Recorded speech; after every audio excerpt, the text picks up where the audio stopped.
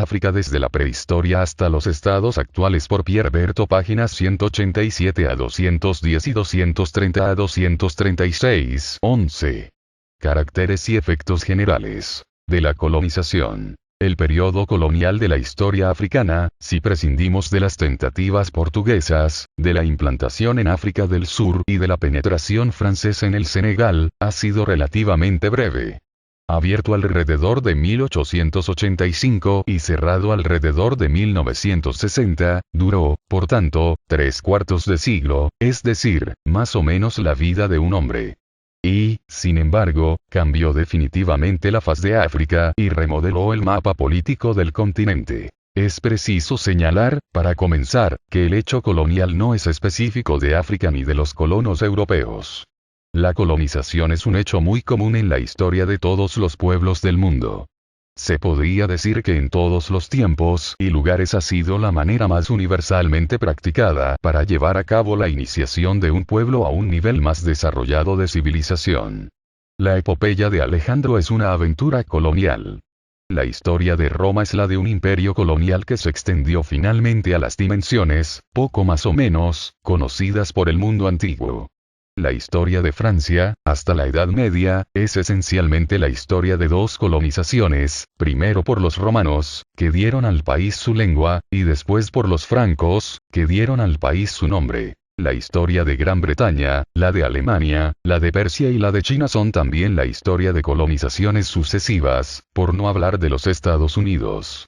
La historia de África no es una excepción. No obstante, se ha tomado la costumbre de reservar el vocablo colonial con todas sus resonancias afectivas, a las relaciones que se establecieron, particularmente en el siglo VI, entre los estados europeos y los pueblos de ultramar que pertenecían a otras razas, relaciones institucionalizadas bajo la forma administrativa de colonias dependientes de una metrópoli europea. El componente racial, por no decir racista, es muy sensible en estos casos, tanto por parte de los colonizados como de los colonizadores. Sin embargo, es preciso examinar el hecho colonial, así definido y ya superado, en su cuadro. La historia de los pueblos africanos. Por reciente que sea el fin de la época colonial, tenemos suficiente perspectiva para deducir algunos caracteres de una época que marcó profundamente el destino de este continente. Agrupemos estos caracteres en tres rúbricas. 1. El contacto de las civilizaciones negro-africanas con las civilizaciones de Europa Occidental. 2. La redistribución geográfica de la población africana en función de las nuevas actividades económicas y administrativas. La formación de nuevas entidades lingüísticas y políticas que han dado nacimiento a los estados negroafricanos actuales. 3. El hecho de que, salvo en África del Sur y un poco en Kenia y en Rodesia, la colonización europea no ha sido una colonización de población blanca. Por el contrario, produjo en última instancia un considerable impulso demográfico a la población negra. El contacto de las antiguas civilizaciones africanas con la civilización europea fue fatal para ellas. Al menos, rompió sus formas tradicionales. No es que se pueda reprochar a los europeos el haber atentado deliberadamente, conscientemente, al patrimonio tradicional africano, salvo en ciertos aspectos, como los sacrificios humanos, la antropofagia, la esclavitud y, en una cierta medida, la poligamia, por razones religiosas. En una primera fase, los europeos han ignorado las civilizaciones africanas. Para ellos no había más que una civilización, la suya. A lo máximo, las cruzadas habían hecho suponer a algunos que el califa Harún al-Rashid era por lo menos tan civilizado como Carlomagno.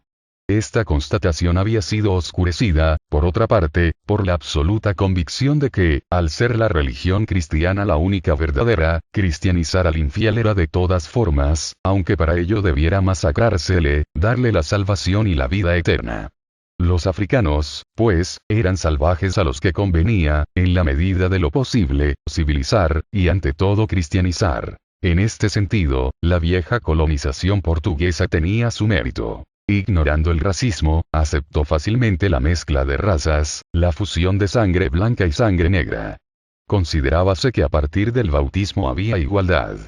Que el descendiente fuera un mestizo cada vez más oscuro no le hacía perder su pertenencia a la nación cristiana y portuguesa. La colonización británica, de base mercantil, era generalmente respetuosa con las costumbres y tradiciones locales, a condición de que no turbasen la paz pública y la seguridad del comercio.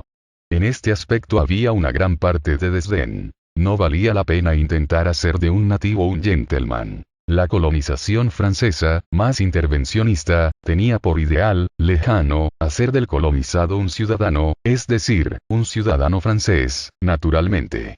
De hecho, los senegaleses eran ciudadanos franceses desde mucho antes que los naturales de Saboya o de Niza, unidos a Francia en 1860. Y no dejaban de recordarlo cuando llegaba la ocasión. Entre 1945 y 1960 hubo en el Parlamento francés decenas de parlamentarios africanos, y en cada gobierno francés hubo ministros negros en pie de igualdad con los ministros de origen europeo. Es preciso decir también que, según la tradición republicana francesa, el ciudadano era ciertamente un elector. Pero esto implicaba que fuera también un colegial, un soldado, un trabajador y un contribuyente. La colonización alemana, por breve que haya sido, parecía deber ser tan eficaz como ruda. Se proponía hacer de los africanos, administrados disciplinados y económicamente rentables. Reanudaba la tradición de los caballeros de la Orden Teutónica, cuando colonizaron en Europa centro-oriental los territorios hasta entonces ocupados por los eslavos. Si consideramos las cosas desde otro ángulo, el motor principal de la colonización fue el comercio, y los primeros establecimientos, depósitos mercantiles. Esto es cierto en el siglo SV. También lo es en el XX, cuando los estados, Gran Bretaña, Alemania, Italia, instalan compañías privilegiadas como pioneras de la colonización. Pero detrás de los mercaderes llegaban otros europeos. Misioneros, militares, administradores.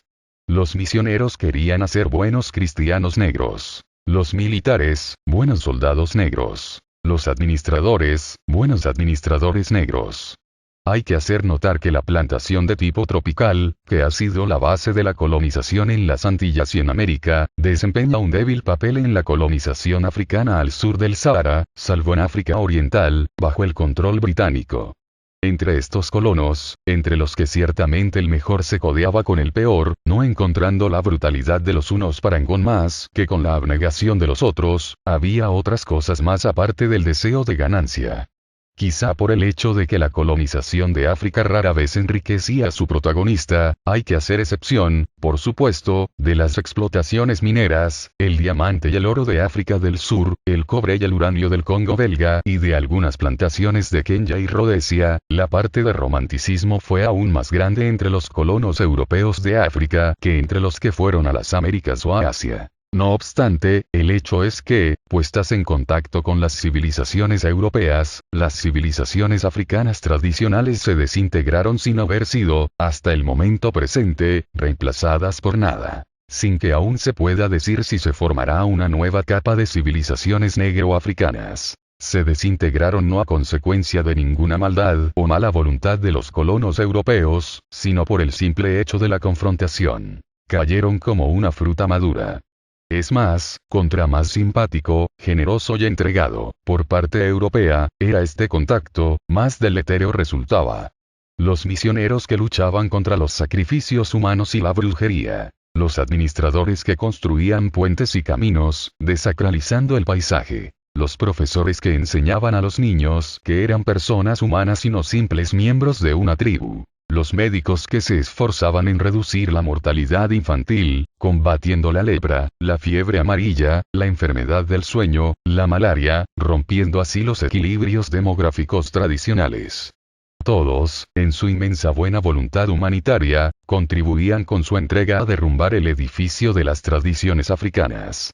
A decir verdad, tampoco hay que hacerse una imagen idílica de estas tradiciones. Casi no sería paradójico decir que la acción más destructora de las tradiciones es precisamente la que se presenta como la más respetuosa de ellas. Nos referimos a la prospección de los etnógrafos. Su acción es infinitamente útil porque mantiene las tradiciones en el momento preciso en que iban a perderse sin dejar huella.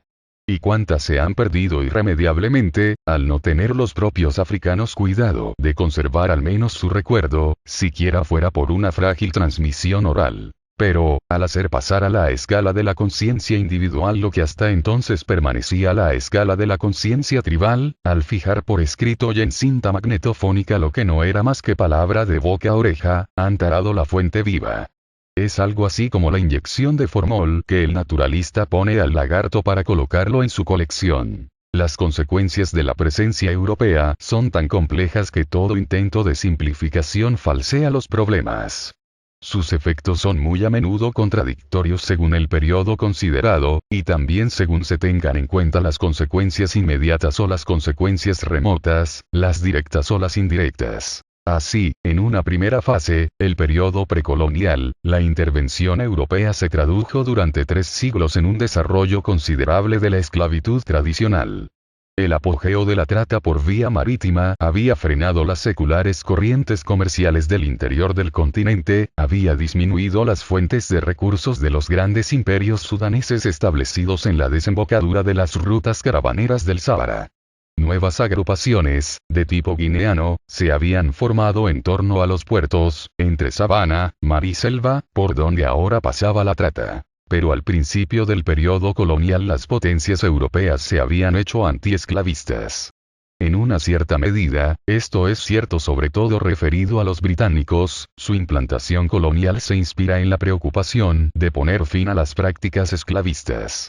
Repentinamente, las economías guineanas, fundadas sobre la trata, decaen a su vez.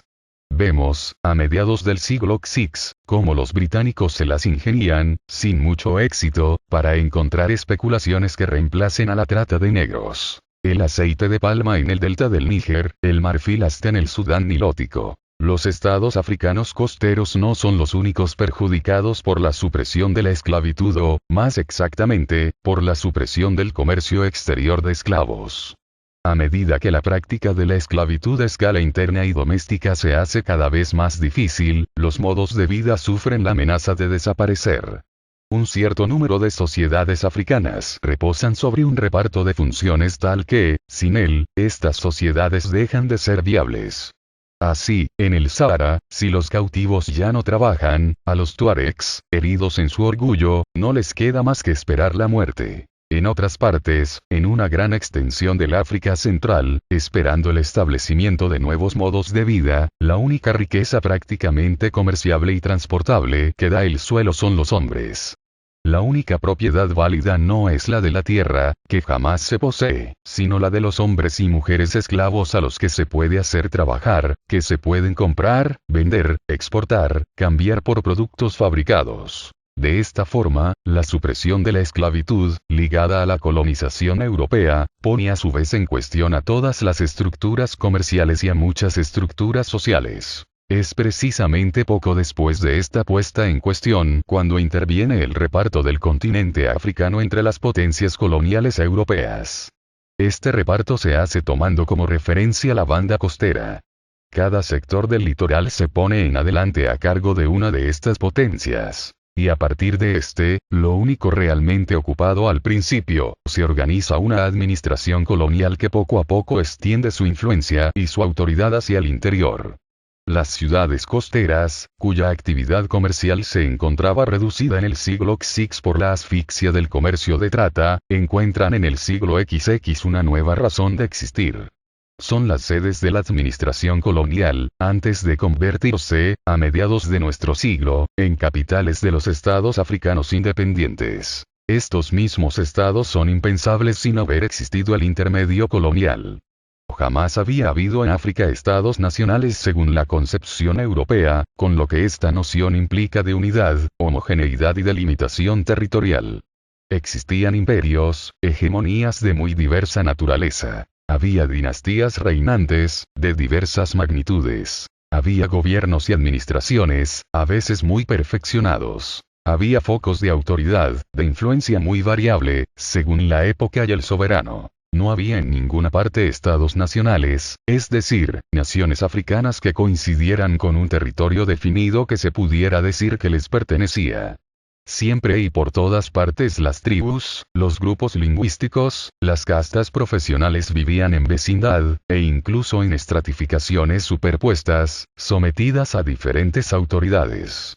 Las relaciones entre tribus, grupos y castas estaban ciertamente jerarquizadas, pero de manera compleja y sometidas a cambios cuando se alteraba la relación de fuerzas. En el occidente europeo, la noción de Estado nacional se había fundado, en la época moderna, por la transposición al plano de la política y del Estado de una noción que, en sí, no les pertenece, la de la propiedad territorial. Vemos en Europa, en el transcurso de los tiempos, cómo el señor feudal se convierte en propietario de su dominio y cómo el soberano se considera como el propietario de su reino. El pueblo soberano, heredero del rey soberano, se considera igualmente propietario de su territorio nacional, siendo el Estado nacional su gerente. Ahora bien, en África, hasta la llegada de los europeos, esta noción de propiedad territorial no existe. El que vive en el suelo no es más que su ocupante. Ciertamente, no un ocupante sin título, pero él reconoce que otros pueden tener títulos diferentes, y con un fundamento más antiguo que los suyos. En el momento del reparto de África, cuando los enviados de las potencias europeas concluían contratos de protectorados con los potentados locales, los más escrupulosos de estos se resistían a hacerlo, no reconociéndose a sí mismos el derecho de disponer de un territorio del que sabían que no eran más que los ocupantes, no los propietarios en el sentido romano del término. Otros comprendían más o menos de lo que se trataba y aceptaban firmar el documento. ¿Qué pasaba a continuación? Unos se atenían al tratado, como intentando hacerlo respetar en su espíritu y en su letra. Otros, aunque lo intentaban, no lo conseguían. Por último, otros, más cínicos, negaban todo valor a un compromiso, incluso firmado por ellos, que Tif manifestaba contrario a la tradición local, considerada como un absoluto, al cual las convenciones particulares no podían atentar. Las mismas potencias coloniales, al principio, ponían en funcionamiento un sistema de concesiones temporales, revocables, transformables poco a poco y bajo ciertas condiciones en propiedad de tipo europeo. No obstante, las dos nociones, conjuntas en el fondo, de propiedad privada territorial y de Estado nacional, se abrían camino en África. Los colonos tendían a considerarse propietarios del dominio que, muy frecuentemente, habían desbrozado y valorizado. Las potencias coloniales consideraban los territorios como sus posesiones. Los africanos, blancos, como en África del Sur, o negros, se consideraban desposeídos por la potencia colonial europea. A la noción tradicional africana de posesión de las personas iba sucediendo progresivamente la noción de posesión territorial y de Estado nacional. Al cabo de algún tiempo aparecían las consecuencias. La aspiración de este Estado a la independencia. Ya hemos señalado la extrema movilidad de los africanos. Instalados hoy aquí, procedentes ayer de otra parte, siempre están dispuestos a trasladarse mañana un poco más lejos. Esto está quizá relacionado con un cierto estado de civilización, y el mismo fenómeno exactamente se constata, por ejemplo, en las tribus germánicas de la era protohistórica. Se les ve aparecer, desplazarse y desaparecer, al menos con el nombre que se les conocía. Incluso en los siglos baby de la era cristiana, vemos errar a los visigodos a través de toda Europa, desde el Mar Negro a Castilla, conservando durante largo tiempo sus reyes, sus costumbres, su fe arriana, estableciéndose a veces para partir de nuevo tras una o dos generaciones, dejando en el lugar a una parte de los suyos, más o menos asimilados a las poblaciones locales. Se tiene la tentación de pensar que esta inestabilidad corresponde, tanto en África como en Europa, a una situación de débil densidad demográfica, en la que el suelo pertenece al que lo ocupa mientras lo ocupa, pero nada más. Que la noción romana de propiedad territorial corresponde a una densidad más fuerte, que hace imposible la expansión por otra vía que no sea la de la cesión de propiedad, es decir, generalmente por derecho de conquista, por la sumisión o la evicción del anterior propietario. La sedentarización de las tribus germánicas, de los francos, por ejemplo, en el siglo IX, tiene como señal manifiesta su renuncia a un derecho personal y la adopción de un derecho territorial.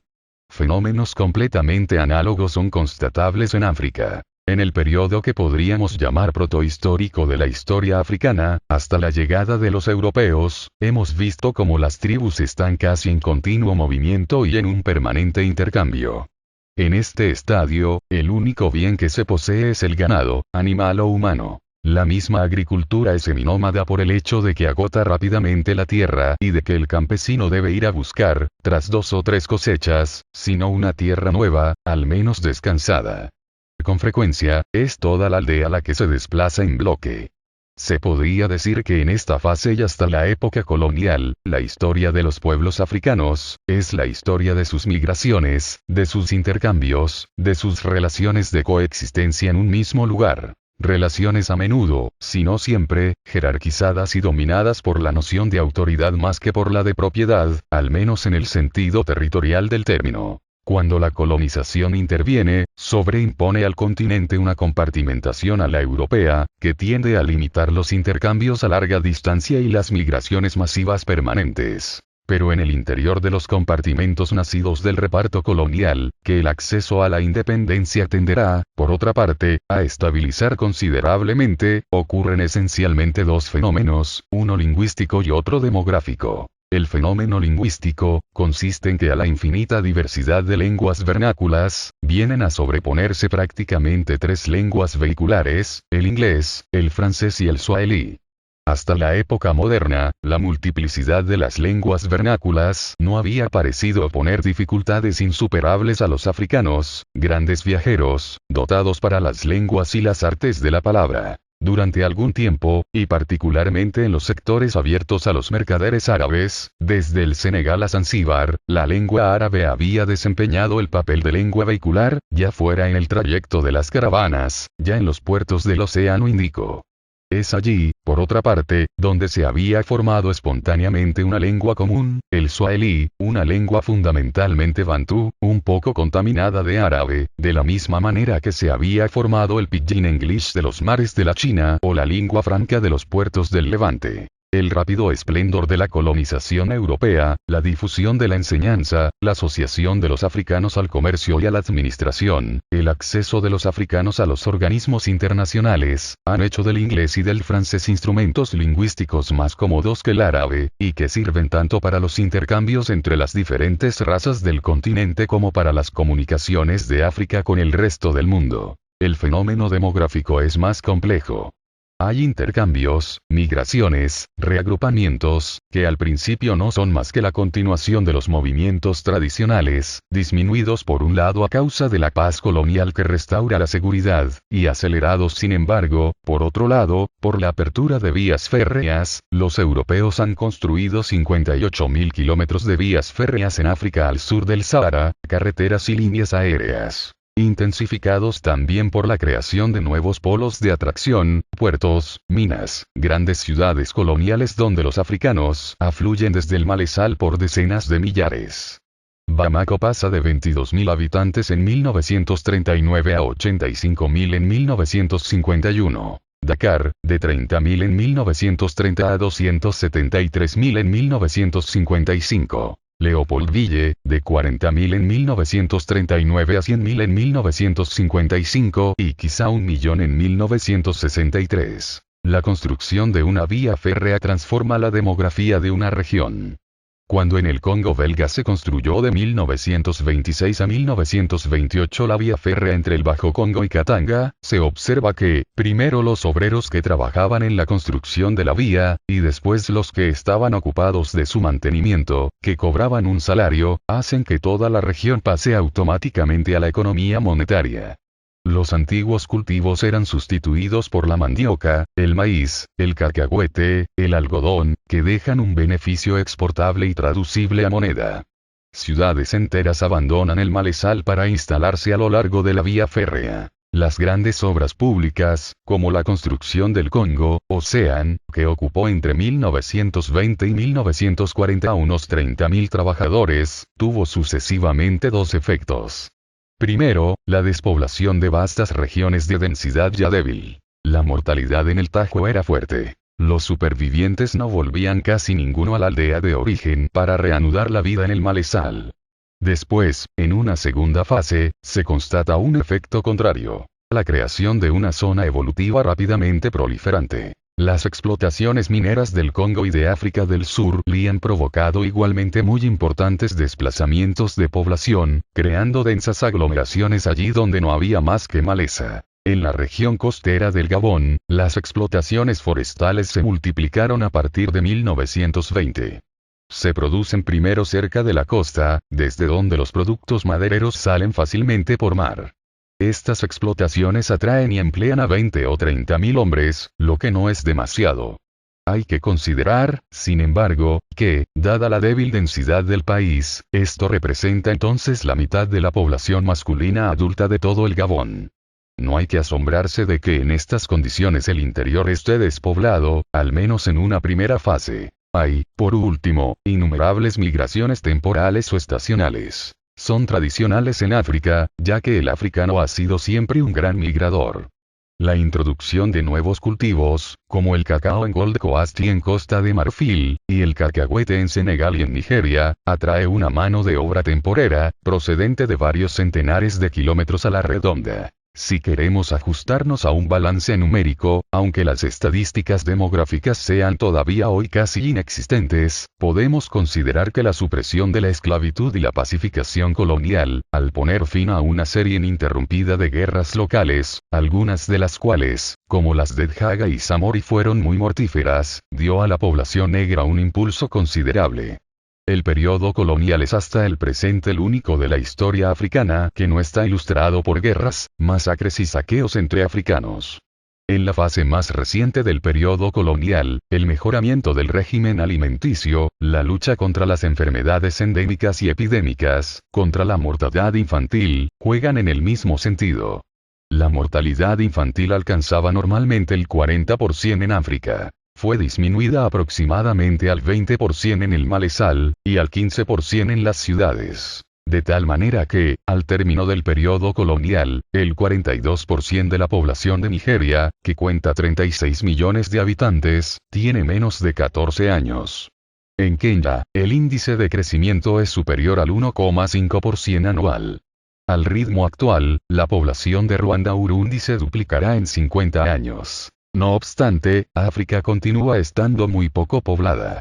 La densidad media sigue siendo del orden de 8 habitantes por kilómetros 2, lo que no es gran cosa. Es más interesante constatar que, en el momento en que los estados africanos acceden a la independencia, menos del 5% del territorio encierra más de 40 habitantes por kilómetros 2, y el 85% de la superficie tiene menos de 10. Aparte de la existencia de algunas grandes aglomeraciones en Nigeria, no encontramos en ninguna parte de África, al sur del Sahara, la densidad de población que, hasta el momento presente, parece ser la condición previa para el paso de las civilizaciones al estadio industrial de su desarrollo. 12. La colonización francesa y Senegal. Los franceses tienen una tradición colonial que se remonta a Luis X y, más exactamente a su ministro el cardenal Richelieu. En esta época, y durante largo tiempo, en la mente de los franceses África es el Senegal. En 1633 Richelieu concede un monopolio de 10 años a una compañía de mercaderes de Rouen, que debería hacer el comercio entre Senegal y Gambia. Richelieu seguía el ejemplo dado por la reina Elizabeth de Inglaterra y por los holandeses que otorgaban privilegios a compañías comerciales. Cuando Richelieu toma su decisión hacía mucho tiempo que los mercaderes y aventureros franceses habían reconocido al Senegal como la primera posibilidad de implantación que se ofrece en la inhospitalaria costa de los moros, donde no es agradable naufragar. Numerosos relatos de cristianos esclavos en Marruecos daban testimonio de la suerte miserable que allí les esperaba. En 1638 la compañía envía a un natural de Dieppe, Thomas Lambert, para que instale un embarcadero en la desembocadura del Senegal, río que remonta más de 200 kilómetros, hasta Podor. 20 años más tarde, en 1659, otro agente de la compañía, Caugier, encuentra un emplazamiento más favorable en el mismo estuario, sobre la lengua de tierra que hay entre el río y el mar. Da el nombre de Saint-Louis, rey de Francia, al fuerte que construye. La primera ciudad francesa del continente africano, Saint-Louis del Senegal, es fundada, por tanto, 7 años después de que Jean Van Riebeeck funda Secapetum. Colbert, ministro de Luis XIV, da un nuevo impulso a la colonización francesa. En África, apoya a la Compañía del Senegal contra los holandeses. En 1677 el almirante de Estres dispersa la flota holandesa enfrente de la isla de Gorea, cerca de Cabo Verde. Los agentes de la compañía suplantan a los holandeses en Arguin, en la costa mauritana, en Gorea y en Rufisque.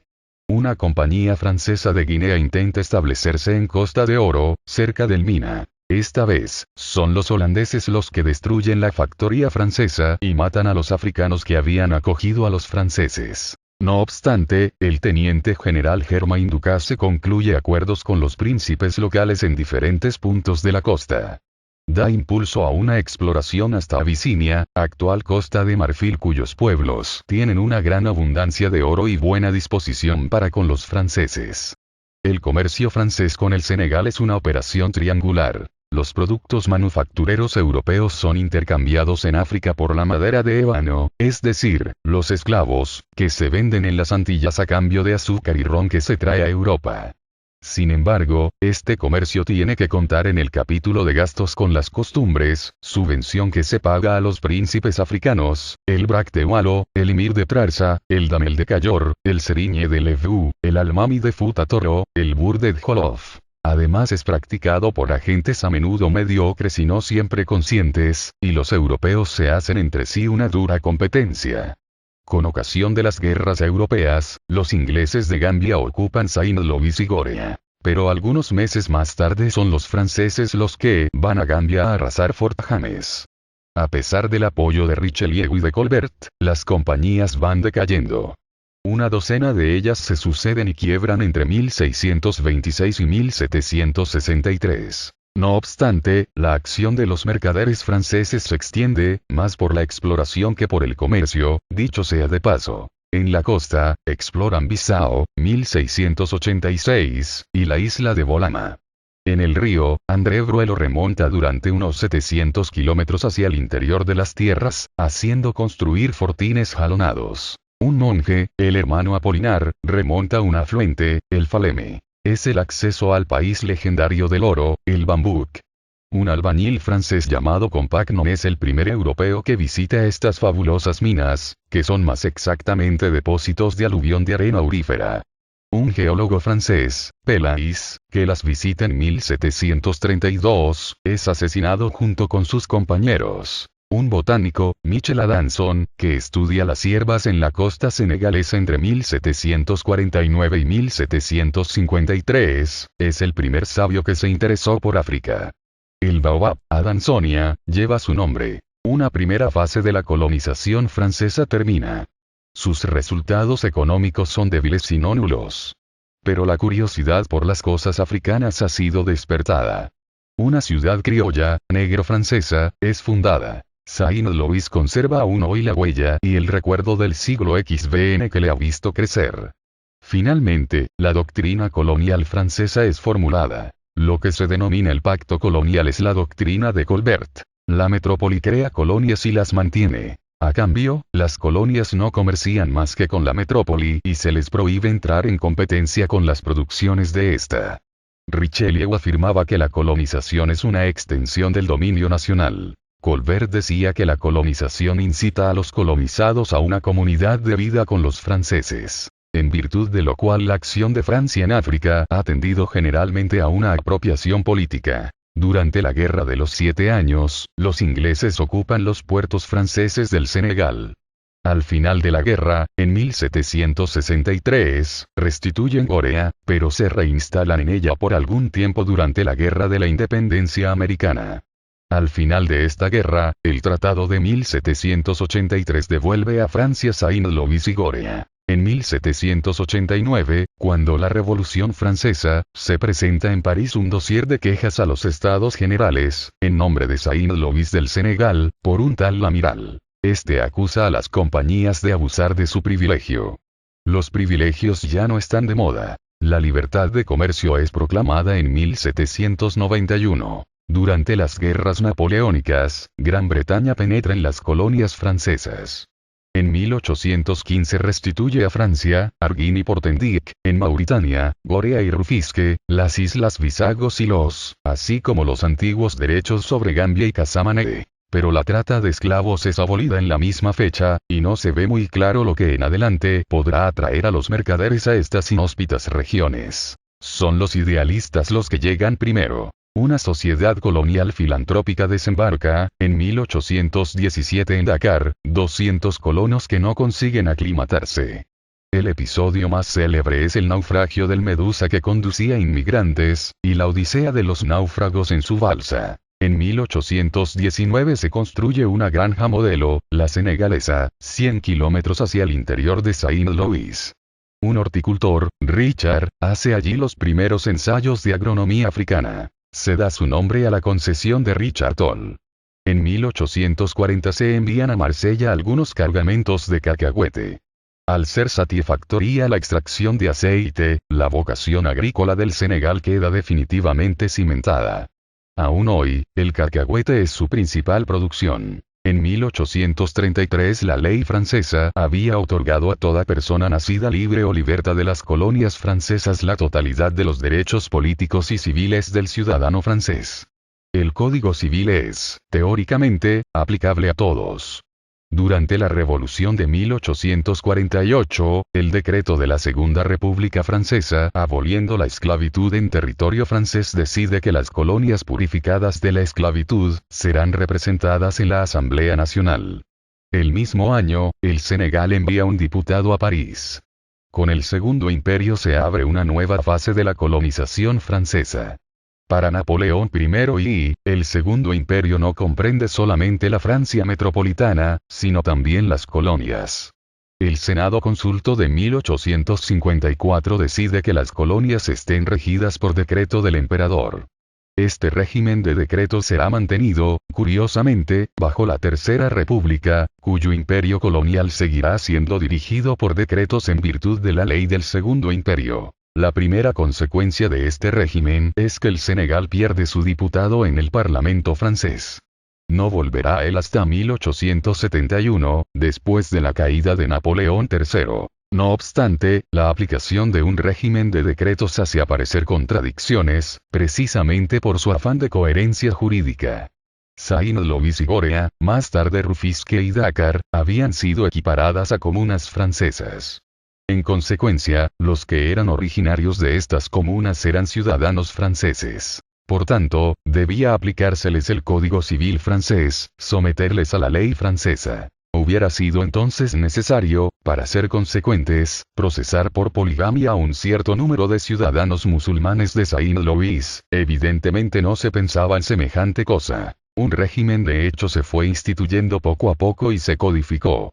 Había en África francesa 3 categorías. Los originarios de las 4 comunas senegalesas que, aunque ciudadanos franceses, disponían en realidad de un estatuto personal diferente al de derecho común. Los ciudadanos franceses, y los protegidos o súbditos franceses. Estos podían acceder a la ciudadanía francesa, pero abandonando su estatuto personal y sometiéndose al Código Civil francés. Otra consecuencia del régimen de decretos. Incluso bajo la Tercera República, la jerarquía colonial francesa continuó siendo de tipo autoritario. El gobernador general, que no es responsable más que ante el ministro, es un verdadero procónsul, situado a la cabeza de una jerarquía de mando. Gobernadores, comandantes de círculo, jefes de subdivisión, europeos, jefes de cantones, y jefes de aldea, africanos. A ningún nivel hay separación de poderes. La autoridad ejecutiva, legislativa y judicial está, dentro de ciertos límites, confundida en una sola persona. El comandante de círculo puede infringir una pena de 15 días de prisión. Este sistema ha durado prácticamente en las colonias francesas, salvo algunas atenuaciones, hasta la Segunda Guerra Mundial y creación del Imperio Colonial Francés en África Occidental CSL ligada a un nombre, el del general Faidherbe. Tanto por NII alentó y su prestigio personal como por la orientación que DN a la colonización en 10 años de gobierno, 1854-1865, su noción va a ser decisiva. Oficial, perteneciente por su formación al arma del genio, la colonización es para él menos una operación comercial de rendimiento inmediato que la implantación militar de una forma de civilización cuyo objeto es la pacificación y la administración. La prosperidad vendrá por añadidura. En la estela de la pacificación, comerciantes, colonos y plantadores, sabrán instalarse por sí mismos allí donde vean oportunidades de prosperar. Militar, sin duda, pero también administrador y constructor de caminos y estaciones. Apasionado por la historia, la geografía, la etnología y la lingüística. Pacificador enérgico, autoritario y muy popular entre los africanos. Faidherbe va a marcar la pauta a varias generaciones de franceses constructores de imperio. Es también Faidherbe el que orienta geográficamente la penetración francesa en África Negra, a partir del Senegal, grosso modo de oeste a este, remontando el río Senegal, volviendo a descender por el Níger, en dirección al Chad y más allá, Lileje Senegal-Níger-Chad se convierte para los colonizadores franceses de África en un punto doctrinal, un artículo de fe. Algo así como para los británicos de África del Sur la Nordcoad. Faidherbe apenas si se interesa por la costa, sin embargo, más rica y de más fácil acceso, como lo muestran los británicos que se instalan en Gold Coast y en Nigeria. Podemos preguntarnos por qué Faidherbe ha dado esta orientación, cuyas consecuencias se escribirán en la historia, en la geografía y en la economía del África occidental francesa. ¿Por qué su tendencia ha sido más sudanesa que guineana? Se podrá pensar que, no siendo marino, estuvo menos atraído por las costas y la navegación. Es, sin embargo, él quien va a crear, en una de las cerradas mejor situadas del mundo, el puerto y la ciudad de Dakar, en 1857. Tres factores han influenciado probablemente su mente. Ante todo, la orientación de la política de Napoleón I y de Francia en África del Norte. El Segundo Imperio penetró en el suerre argelino hasta los oasis de Ouargla y de Touggourt. Napoleón I sueña entonces en un reino árabe de inspiración francesa, que por el momento tiene menos visos de realidad que su otro sueño, la unidad italiana. No conviene, pues, asegurar a Francia el control de la zona subsahariana, es decir, la zona sudano-nígero-chadiana. Además, desde un punto de vista estratégico, la costa no podía ser mantenida a la larga más que si se tenía el control del interior, como los británicos habían demostrado en Gold Coast e incluso en Nigeria. Por último, y quizá principalmente, Faidherbe, de curiosidad siempre aguda y de viva imaginación, fue seducido por el recuerdo de los imperios sudaneses cuyos vestigios encontraban sus columnas, a menudo degenerados, pero evocadores de un esplendor y de una vitalidad pasada. Toda una pléyade de exploradores había sido seducida antes que él por el misterioso prestigio del Sudán nigeriano, atraída por el nombre de Tombuctú e intrigada por el secreto del Níger, del que aún a principios del siglo VI no se sabía si desembocaba en un mar interior o si se unía con el Congo, ni siquiera si corría de oeste a este o al contrario. En 1791, un inglés, Houghton, remonta el Gambia. Camino de Tombuctú, es desvalijado y asesinado cerca de Nioro. En 1795 el médico escocés Mungo Park remonta también el Gambia, atraviesa el Alto Falemé, y llega al Níger a la altura de Segou. Constata que el río corre hacia el este. Agotado, vuelve en 1797 a Londres para dar cuenta de sus observaciones al africana Soa Ation, que ha financiado su primera expedición. Vuelve a partir en enero de 1805, esta vez con el apoyo y por cuenta del gobierno británico, teniendo por objetivo seguir el curso del Níger descendiendo lo más lejos posible, y volver al Atlántico por otro camino. Lleva consigo toda una expedición. 4 carpinteros para construir una embarcación para navegar el río, 34 soldados europeos y una caravana de bórricos. Cuando llega al Níger, la expedición, engañada por un jefes africanos locales y diezmada por la enfermedad, está reducida a Mungo Park, un carpintero y 6 soldados. El resto ha sido enterrado sumariamente a lo largo del camino. Suben a una pequeña embarcación que llaman de Oliva, tomado del nombre local del río. En los rápidos de Busa, desaparecen ahogados o asesinados, no lo sabemos. Consiguieron, antes de desaparecer, hacer saber a Londres que a partir de un cierto punto, el Níger corre de norte a sur. Toda una serie de exploraciones emprendidas por los británicos entre 1815 y 1825 terminan en el desastre. El continente africano defiende bien su misterio. Las columnas, demasiado pesadas, demasiado bien equipadas, no avanzan. Por el contrario, un simple grumete, Moyen, superviviente del naufragio del Medusa, parte con un guía Tecrur y un asno. Recorre en 1818 el Ferio, el Futa Toro y descubre el nacimiento del Gambia, del Río Grande, del Faleme y del Bain. Los británicos, perseverantes, intentan otra vía de penetración, esta vez a partir del Mediterráneo. Desde Trípoli, Clapperton y Denham, alcanzan en 1823, Bornu, el lago Chad, Sokoto Bechari. Regresan a Trípoli en 1825. Al ser los primeros europeos llegados al Chad, o al menos los primeros en volver de él, demuestran que el Níger no desemboca allí. Clapperton vuelve a salir en expedición, esta vez desde Lagos, en Nigeria, y llega de nuevo a Sokoto, donde muere. Pero en 1830 sus compañeros, los hermanos Lander, descienden el Níger desde los rápidos de Busa, allí donde había desaparecido Mungo Park, hasta el océano, dando a los británicos una prioridad sobre el bajo curso del Níger. Ya hemos dicho cómo René Caillie llega en 1828 a Tombuctú, en una aventura que tuvo resonancia en toda Europa. Pero el gran nombre de la época es el del alemán Heinrich Barth, quien, sin medios, reputado muerto durante largo tiempo, recorre durante 5 años, de 1850 a 1855, todas las zonas sudanesas.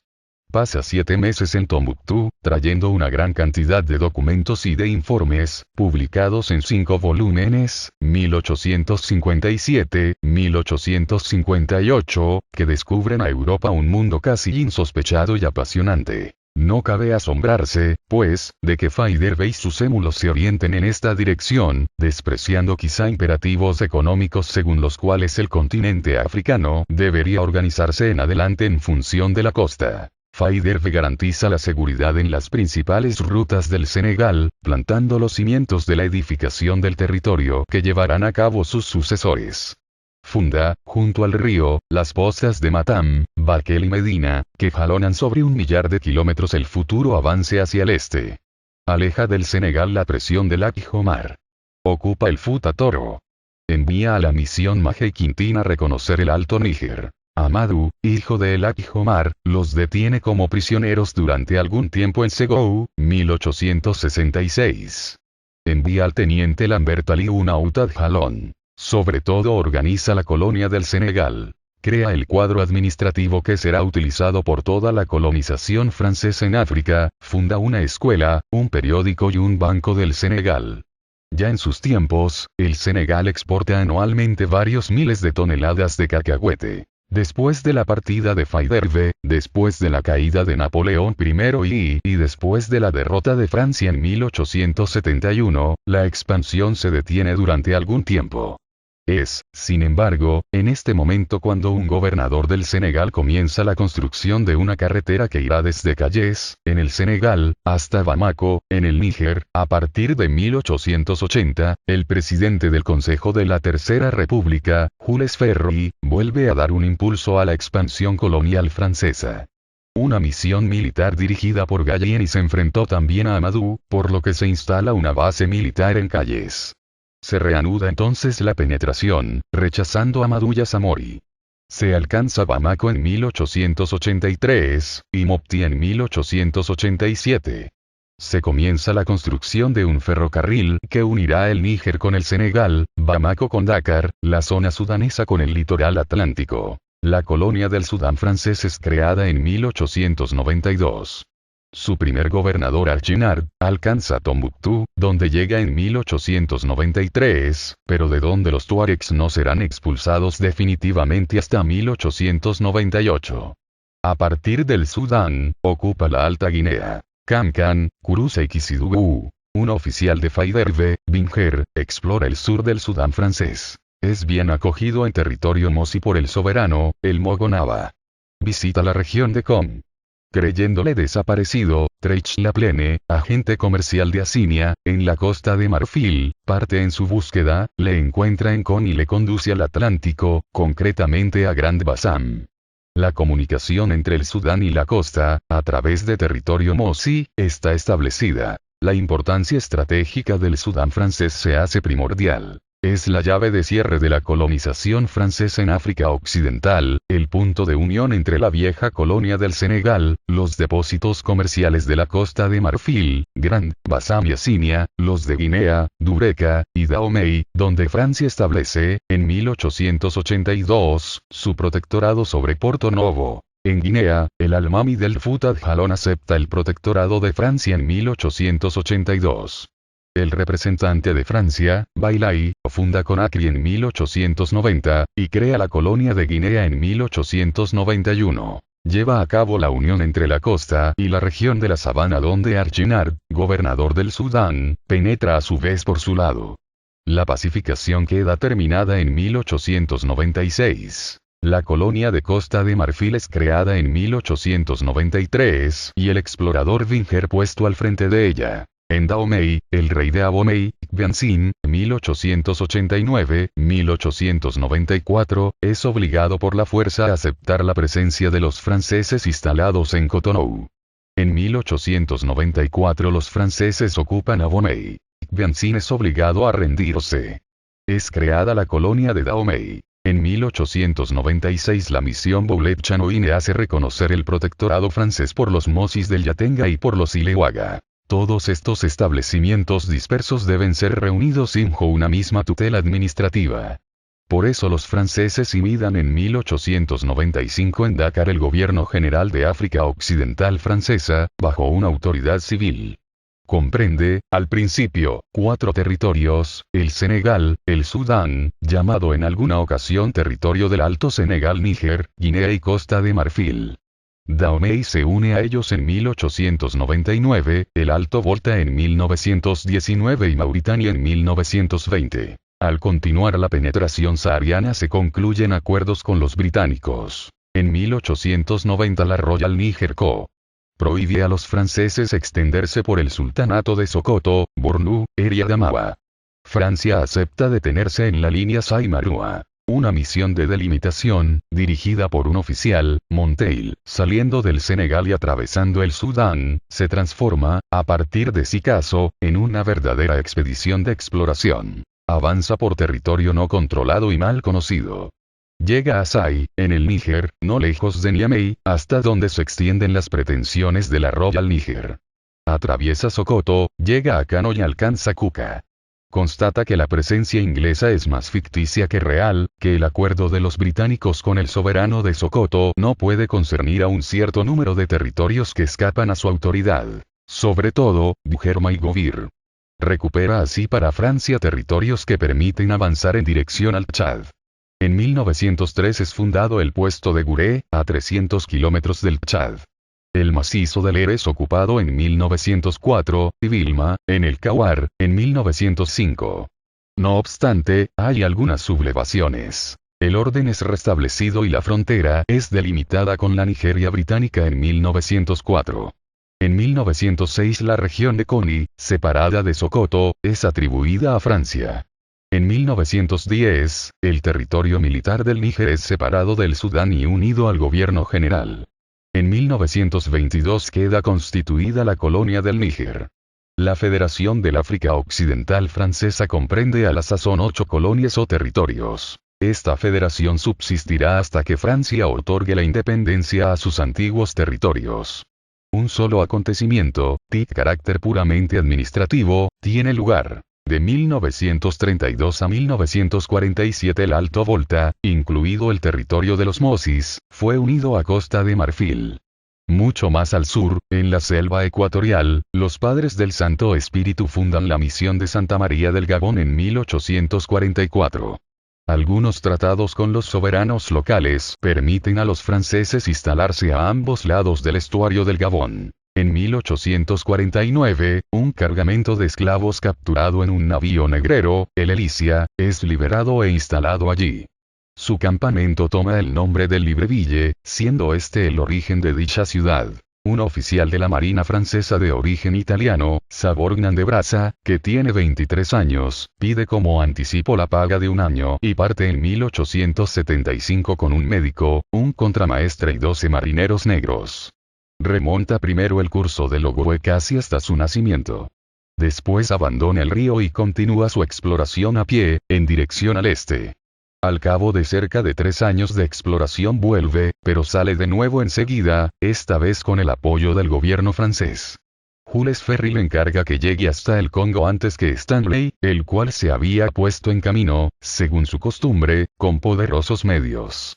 Partiendo en 1880, Savorgnan de Brazza remonta el Ogooué por segunda vez, funda el embarcadero de Franceville, atraviesa las altiplanicies de Bateque y llega al río Congo. Concluye un acuerdo, en nombre de Francia, con el soberano Bateque. Redesciende hacia la costa por la orilla derecha del Congo, donde encuentra a Stanley. Este, al ver que se le han adelantado, vuelve por la orilla izquierda del Congo, fundando allí Leopoldville. La orilla derecha del Congo explorada por Brazza, que ha concluido acuerdos con los potentados locales, es reconocida a Francia por el Congreso de Berlín, en 1885. Brazza es nombrado, en 1886, comisario general del Congo francés, al cual se une el Gabón en 1888. Una serie de misiones de exploración es entonces lanzada hacia el norte, en dirección al Chad. Estas misiones reconocen primero las cuencas del Ngoku y del Sanga, delimitan la frontera con el Estado Libre del Congo, a lo largo del Ubangui, que servirá de línea fronteriza. En 1892, Brazza encuentra en el Alto Sanga una misión francesa procedente del Níger. Otras misiones exploran el Valle del Chari, que conduce al Chad, y firman convenciones con los potentados locales. No obstante, la penetración tropieza con la dominación de Rabat. Este Rabat es el último de los grandes aventureros africanos. Nacido en Sennar, en el Nilo Azul, fue el primer cazador de esclavos por cuenta de Sobeir, un poderoso negrero de Bahr el Ghazal. Sobeir, también llamado Siber Pachá, incluso Itik nombrado por el Cairo gobernador de Bahr el Ghazal RN 1870. Pero había conquistado por cuenta propia Darfur. El gobierno egipcio, inquieto al verle con tanto poder e independencia, llama a Sobeir a El Cairo y lo mete en prisión. Su hijo, Suleimán, toma el mando de un movimiento de revuelta. El Khedive Ismail, que ha nombrado a un británico gobernador de su provincia ecuatorial del Alto Nilo, envía y este general, Gordon, contra Suleimán, que es vencido en 1879. No obstante, Rabat logra reunirse con los fugitivos, se refugia con 150 fusiles en los pantanos de Bahr el Ghazal, recluta aventureros, entre los cuales hay un cierto número de árabes o mestizos árabes. Con sus tropas organizadas militarmente, encuadradas por oficiales o suboficiales, con infantería y caballería, reina por medio del terror sobre la inmensa región situada entre Darfur, Ubangui y Chad. Extiende su señorío sobre Wadabi, Bagirmi y Bornu, y se establece a orillas del Chari. Está a punto de fundar una vasta federación centroafricana. En 1896 se le somete la última provincia del Bornu. El sultán de Bagirmi, Gauranga, pide a los franceses que le protejan. Rabat masacra la columna bretoneta enviada por ellos en socorro del sultán Gauranga, y ahorca al explorador francés Beagle, en 1899. Pero es en este preciso momento, a comienzos de siglo, cuando se realiza un gran proyecto francés. El de hacer converger en la región del Chad 3 columnas que parten, una del sur argelino, la segunda del Sudán y la tercera del Congo. Así se manifestará la unidad del imperio colonial francés en África. El plan se ejecuta, pero con dramáticas peripecias. La misión Faure-Aulami, saliendo de Ouargla, en el norte del Sahara, es duramente atacada por los tuaregs en el y tiene inmensas dificultades para salir de Agadez, donde el sultán pretende retenerla. La misión salida del Sudán es conducida por los capitanes Boulet y Anchanoine, que en un momento determinado parecen estar atacados por la locura. Matan al coronel Claude, que les ha alcanzado. Ellos mismos son matados al día siguiente. Con los restos de la columna, Huayam y Menier continúan el camino en dirección al Chad, ocupan Zinder y se reúnen el 1 de enero de 1900 con la misión procedente del Congo, en Fort Archambault, en el Logone. El 21 de abril de 1900 las 3 columnas se reúnen en la orilla izquierda del Chari. El administrador Gentil, jefe de la columna del sur, tiene plenos poderes del gobierno francés. El comandante Lamy toma el mando militar. Las tres misiones reunidas atacan a Rabat, que es vencido y muerto en la batalla de Kuseri, donde el comandante Lamy pierde la vida. En septiembre de 1900 la República Francesa crea el territorio militar del Chad. Más tarde este territorio será dependiente no del África Occidental, sino del África Ecuatorial francesa. No obstante, los proyectos franceses van aún más lejos. El gobernador Lagarde se instala primero en Obok y después en Djibouti en 1892, y crea la colonia de la costa francesa de Somalia. En virtud de un tratado firmado en 1897, Menelik, emperador de Etiopía, declara que considera al puerto de Djibouti como la salida oficial del comercio etíope. Francia construye un ferrocarril desde Djibouti hasta Addis Abeba. Entre el Chad, donde Francia se asienta, y Etiopía, con la cual tiene buenas relaciones, está el Alto Valle del Nilo. Ya en 1891 Savorgnan de Brazza había encargado a su delegado general en el Alto Ubangui ocupar progresivamente los territorios a los que tenemos acceso, y hacer de ellos una región francesa que tenga una puerta abierta al Nilo. En 1896 es decidida una misión por el gobierno francés, que encarga al capitán Marchand ocupar Fachoda, en el Nilo. Sale de Brazzaville a principios de 1897, arrastrando a través de la maleza, desde la cuenca del Congo a la del Nilo, un viejo barco, el Faidherbe. Llega el 10 de julio de 1898 al Nilo. Allí se encuentra en presencia de las fuerzas del Mahdi.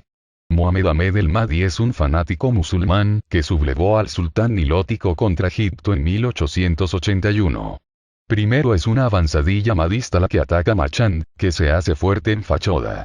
Rechaza este ataque el 23 de agosto de 1898. Pero precisamente los británicos están en ese momento ayudando a Egipto a recuperar el Sudán nilótico de los mahdistas. Es el inglés Kitchener el que ha reconstituido el ejército egipcio, lo ha entrenado y equipado. Al frente de este ejército remonta el Nilo, reconquista la provincia de Dongola en 1896, Berber, cerca de la confluencia del Advara, en 1897, Khartoum en septiembre de 1898, después de haber vencido a las fuerzas mahdistas en Omdurman. Es en este momento cuando se entera de que el francés Marchand está refugiado en Fachoda. Remonta el curso del río con su flotilla, hay 650 kilómetros desde Khartoum a Fachoda, y encuentra a Marchand, que se halla frente a fuerzas muy superiores a las suyas. El incidente es violento. Es muy mal acogido por la opinión pública francesa. No obstante, ante la orden del gobierno francés, Marchand se retira. El sueño francés de un imperio desde el Atlántico al Océano Índico se desvanece ante el mello británico de un imperio desde el Cairo a El Cabo. MNLS Milagros evita la guerra entre Francia y Gran Bretaña en este otoño de 1898. Primero efectos de la colonización francesa. Podemos preguntarnos en qué medida y en qué sentido influyó la colonización francesa en este estadio y hasta la Primera Guerra Mundial, sobre el género de vida de los 15 millones de africanos que se encontraban incorporados, al menos nominalmente, al sistema. Las masas, si se puede hablar de masas en países donde la densidad apenas supera 10 habitantes por kilómetros 2, permaneciendo generalmente por debajo de este índice, digamos el hombre 1 Leima Lesal, habían tenido en realidad bastantes pocas ocasiones de contacto con la administración francesa. La presen francesa, como se decía, estaba extremadamente diluida, salvo en algunos centros. Los establecimientos comerciales franceses eran poco numerosos. Entre ellos y la masa de africanos, eran sobre todo los mercaderes libaneses o sirios los que llevaban a cabo la tarea del intercambio de productos, el pequeño comercio. La presencia francesa era de orden esencialmente administrativo, temporal y, accesoriamente, militar. Las exigencias de esta administración eran, a fin de cuentas, muy débiles. Pero tocaban un punto sensible. El trabajo forzado. El africano requerido para el trabajo, considerado como una ocupación humillante, no hacía diferencia entre un trabajo de interés general del que, en última instancia, él o los suyos serían los beneficiarios, y la obligación de trabajar por cuenta de un particular, como ocurría en las colonias portuguesas o en África del Sur. En las colonias francesas, el trabajo forzado no era, en principio y salvo algunos abusos, utilizado para fines privados. Pero el africano al que se iba a buscar a la selva y al que se le ponía una asada en la mano no captaba el matiz. Intentando sustraerse a esta obligación, era incordiado por el administrador, comandante de círculo o jefe de cantón, responsable de la ejecución de las obras, y que no dudaba en emplear la coacción, y a veces la violencia. En África Occidental Francesa fueron construidos, en 1920, 20.000 kilómetros de carreteras. En 1930, 60.000, y 100.000 en 1940, 27.000 de los cuales eran utilizables en todas las estaciones. Y cerca de 4.000 kilómetros de vías férreas. Sería falso pensar que todo esto fue hecho únicamente por buena voluntad. Pero sería igualmente falso decir que la colonización marchó sobre montones de cadáveres. Tampoco sería exacto afirmar que los africanos eran rebeldes al trabajo por naturaleza. Las corporaciones de artesanos, tejedores y herreros son trabajadoras. Y los campesinos saben trabajar su ingrata tierra con malos utensilios. Pero las tareas agrícolas se llevan a cabo colectivamente. Desbrozamiento, arreglo del terreno con el azadón, siembra y recolección, todo esto se hace en grupo, con buen humor y al son de instrumentos de música y de cantos propiciatorios. Esto parece más una fiesta, un rito o una danza que un castigo impuesto para purgar el pecado original, como ocurre en el caso del campesino cristiano en Europa, doblado sobre su gleba. Al extender su influencia, la colonización francesa rompió una serie de resistencias. Las más notables están marcadas por los nombres de Elhadji Omar, Amadou, Samori y Rabat. Por otra parte, es injusto citar estos nombres indiscriminadamente, puesto que, yendo de un extremo al otro, Elhadji Omar era un místico y un sabio, mientras que Rabat no era más que un negrero sanguinario. Sin embargo, no es abusivo decir que la colonización francesa en África Occidental supuso la pacificación. La presencia francesa aportó, no sin dificultades, la seguridad. En adelante, el campesino podía salir de su aldea, el niño podía ir a la aldea vecina, el mercader Diula podía recorrer los caminos con su cargamento de semilla de cola y sus rollos de tela, el peule podía pasear sus rebaños sin correr el riesgo de ver en cualquier momento abatirse sobre él el pillaje, sin tener que temer ser asesinado o capturado, reducido a la esclavitud o entregado al sacrificio humano. De esta forma vemos a los grupos étnicos, hasta entonces amontonados y replegados sobre sí mismos, a la defensiva, igual que en Europa, en los tiempos de las grandes invasiones o de las grandes compañías, diseminarse por la maleza y la sabana, conquistar los baldíos, extenderse y desarrollar los cultivos. En este periodo se produce una colonización de la maleza por parte de los africanos, que es una consecuencia indirecta de la colonización europea. Esta colonización interior se produce, ciertamente, en beneficio de una masa desheredada y anónima que no tiene griots que celebren su gloria y en detrimento de algunos que hasta entonces eran los dueños. Estos, desde luego, no tenían apenas razones para apreciar el orden nuevo, a menos que éste les aportara nuevas ocasiones de prestigio, de poderío, de gozo o de lujo. Páginas 230 a 236. 14. La colonización belga. Los planes de Leopoldo I y, que obraba a título personal y no como rey de los belgas, sobre la cuenca del Congo habían provocado indirectamente la Conferencia de Berlín de 1884, 1885, y había, si no desencadenado, al menos animado, la carrera hacia el reparto de África entre las potencias europeas. Al contratar al explorador Stanley en 1879, Leopoldo le encarga abrir una vía de penetración a lo largo del río Congo, desde la desembocadura hasta las cascadas de Stanley, en el lugar donde se encuentra hoy Stanleyville, en el mismo lugar también donde el río se acerca más a Uganda. El curso del Congo, el río más poderoso de África, está interrumpido por rápidos, a 150 kilómetros de su desembocadura. Después se le puede remontar durante 1500 kilómetros sin interrupción. Pero a continuación se encuentran tres series de rápidos que dividen su curso en presas navegables. La utilización de la vía fluvial planteaba, pues, numerosos problemas de organización y exigía para comenzar la construcción de una vía férrea desde Matadi hasta lo que más tarde sería Leopoldville. Leopoldo I ya había encargado igualmente a Stanley que negociara tratados con los potentados locales.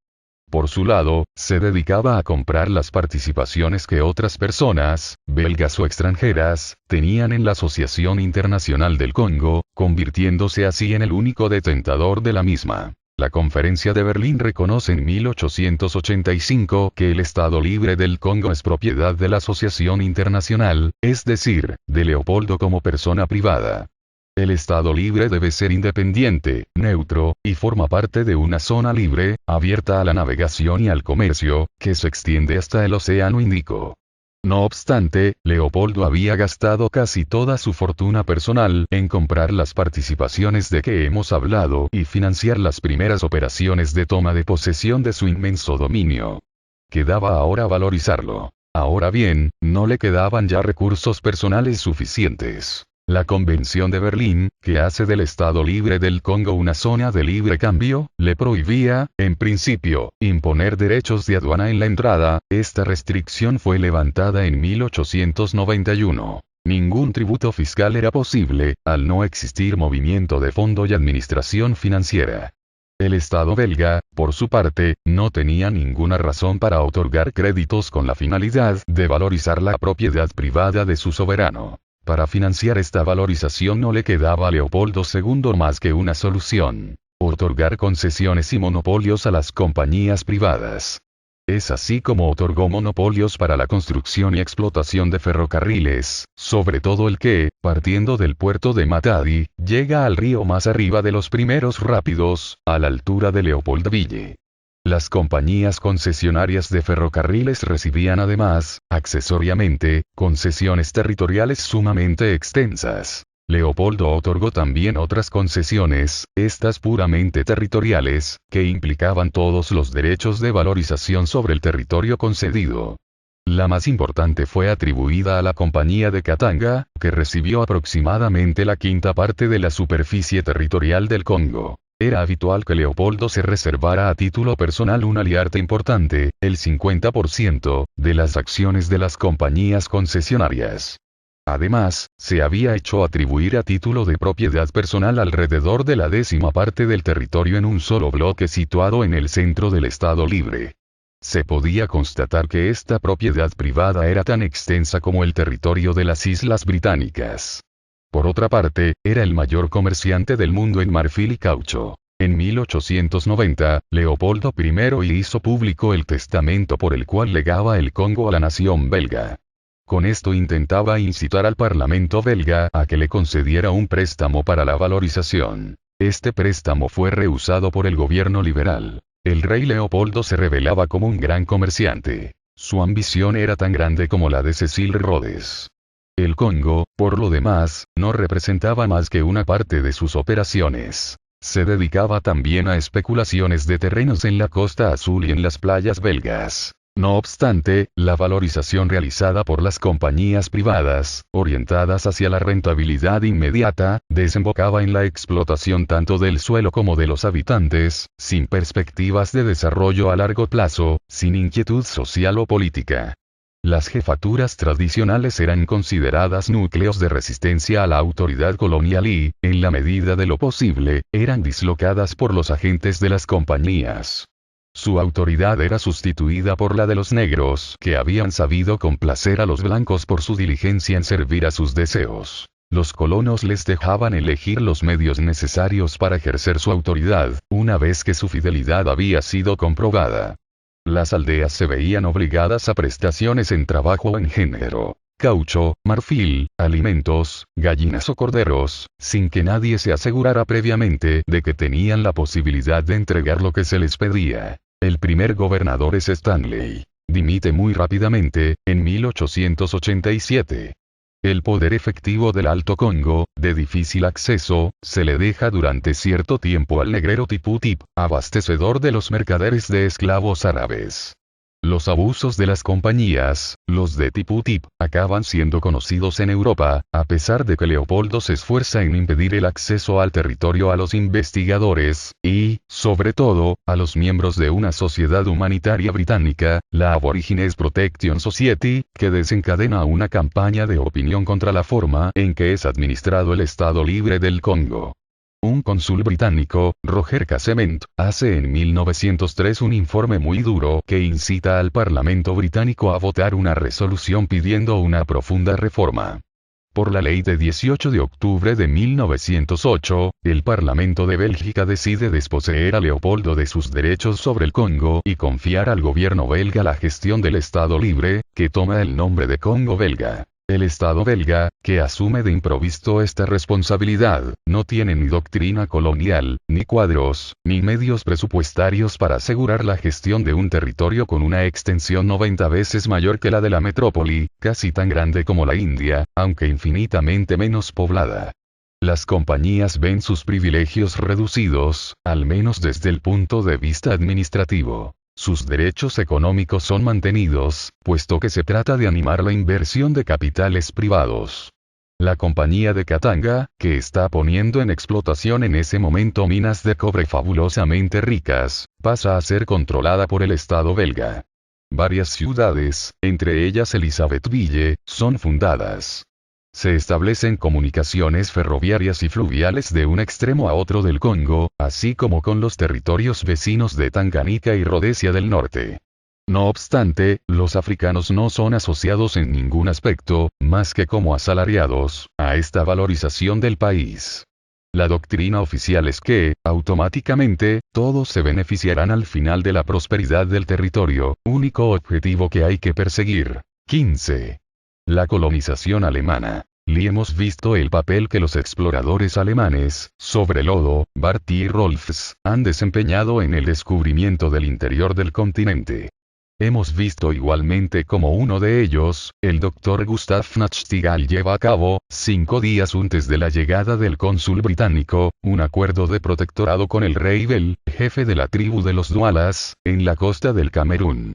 En el transcurso de la misma expedición, Nachtigal concluyó un acuerdo semejante en la costa togolesa. Listo sucedía entre mayo y julio de 1884. La preponderancia de los intereses alemanes en esta zona, fue reconocida, bajo la forma de un protectorado, por la Conferencia de Berlín. El gobierno alemán no tenía ninguna intención de emprender, al menos inmediatamente, una política colonial.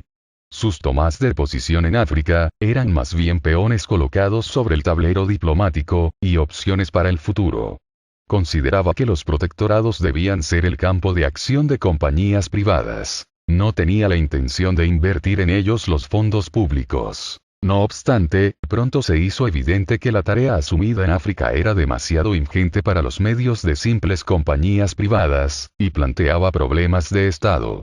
Por ejemplo, desde 1891 había sido necesario constituir fuerzas de policía indígenas, a veces poco seguras, y cuyas actividades sobrepasaban rápidamente los límites del mantenimiento del orden.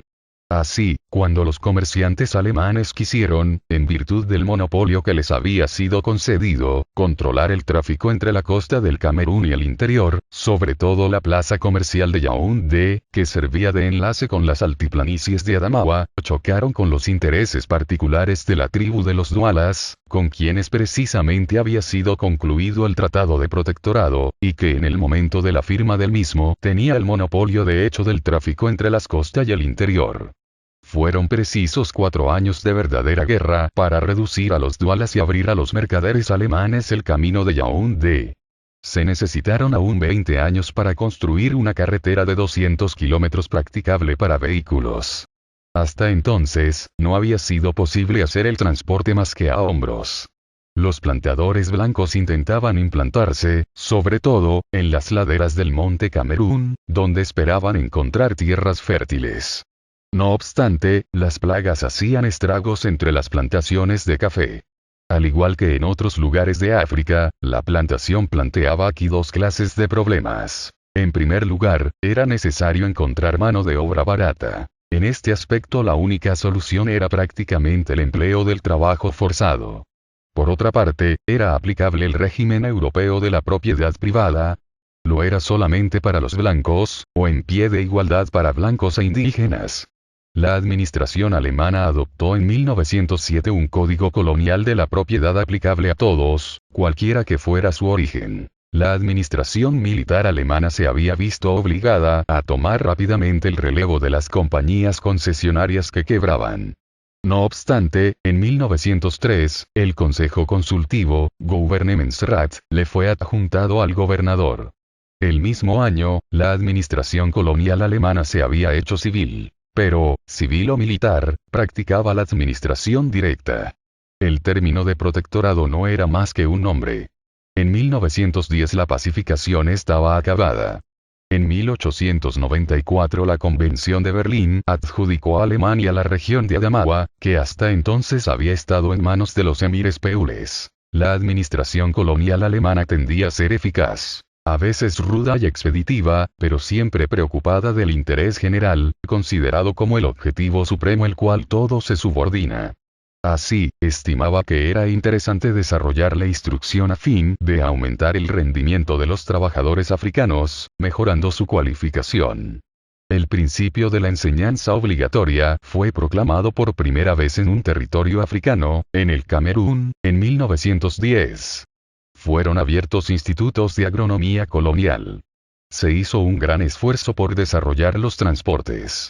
Los administradores coloniales alemanes eran mantenidos durante largo tiempo en su puesto para que conocieran su circunscripción y fueran útiles en la misma. Los alemanes ocuparon otros 2 puntos del continente. Había un vasto territorio litoral entre Angola y la colonia de El Cabo, entre el Atlántico y el desierto de Kalahari, que era poco fértil, estaba poco poblado y había sido poco explotado. En 1847 una misión religiosa alemana, la misión renana, se estableció allí. En 1883 es un comerciante alemán, Luderitz, el que desembarca en Angra Pequena y se instala allí, fundando el establecimiento de Luderitz-Bucht. En 1884 es proclamado el protectorado alemán sobre Damaralandia y Namaqualandia, bajo el nombre de Protectorado del Sudoeste Africano. En este territorio casi desierto, en 1913, después de la pacificación, no había más de 80.000 habitantes en un espacio de 800.000 kilómetros de sabana y estepa, hay pocos recursos. Esencialmente la cría de ovejas, un poco de cobre y diamantes. Los alemanes habían tenido que enfrentarse a la Viva Resis, Irtisia, primero de los Hotentotes namacuas, vencidos en 1894, y Negó de los Hereros, vencidos y parcialmente domesticados en 1904-1905. La administración alemana construye ferrocarriles, de interés más estratégico que económico, abre pozos de agua a algunos colonos alemanes. En África Oriental, la toma de posesión de su territorio colonial por parte de los alemanes fue también agitada. Un explorador, Karl Peters, había sido enviado a la región por una compañía privada que actuaba por cuenta propia. Concluyó el rutados de protectorado en una zona situada entre el Océano Índico, el lago Victoria, el lago Tanganica y el lago Nyassa. En febrero de 1884 funda una compañía, la Deutsch-Ostafrikanische Gesellschaft, que recibe inmediatamente de Bismarck un privilegio imperial. Esta compañía se hace ceder por el sultán de Zanzíbar, en virtud de un contrato de arrendamiento de 50 años, una parte de la zona costera, estando concedido el resto a la compañía británica Idea. Peters y sus hombres exploran el interior en dirección a los lagos. Pero tropiezan con los tratantes árabes que están establecidos en la región. La resistencia se hace violenta, algunos alemanes son matados y la compañía evacúa finalmente el interior del territorio, replegando a sus hombres sobre la costa. Bismarck envía en 1889 una expedición militar que lleva a cabo una dura campaña. Una vez liquidada la resistencia, el gobierno alemán se encarga, sin mediación ya de la compañía, de colonizar un territorio que es 2 veces más grande que el del Reich. Un acuerdo germano-británico fijó las fronteras entre los territorios británicos, Kenia, Uganda y Rodesia del Norte, y el territorio alemán. En virtud de este acuerdo de 1880 la isla de Zanzíbar es atribuida a Bretaña, en el Mar del Norte. Un episodio más rocambolesco que político tiene lugar en esta época. Un sabio alemán, Eduard Schnitzer, convertido al Islam y habiendo adoptado el nombre de Emin Pachá, recibe del Khedive en 1878 el gobierno de la provincia egipcia de Ecuatoria, en el Alto Nilo. La revuelta de Mahdi hace que este quede aislado de Egipto. En Europa se extiende el rumor de que se encuentra en dificultades. Stanley, a la sazón gobernador general del Congo, siempre al acecho de la ocasión de hacerse publicidad, y quizá previendo también una ampliación del dominio del rey Leopoldo hacia las fuentes del Nilo, emprende en 1889, con gran bullicio, una expedición de socorro. Mientras él sale del Atlántico, el alemán Karl Peters organiza una expedición con el mismo objeto, pero que parte de Zanzíbar. Stanley se encuentra en dificultades. Peters llega primero. Persuade al Emin Pasha para que abandone Ecuatoria a los mahdistas. Emin Pasha y Peters reemprenden juntos el camino de Zanzíbar. A su paso por Uganda, concluyen un acuerdo de amistad con el Kabaka. Este acuerdo, que podía haber supuesto para Alemania la anexión de Uganda, no tendrá en realidad consecuencias. Unos y otros ignoran que Lord Salisbury y Bismarck realizan en Europa en el mismo momento el Tratado de Heligolandia, que atribuye a Gran Bretaña, Uganda, Kenya y el control sobre el sultanato de Zanzíbar. Mientras que Alemania, por su parte, recibe lo que más tarde será Tanganica.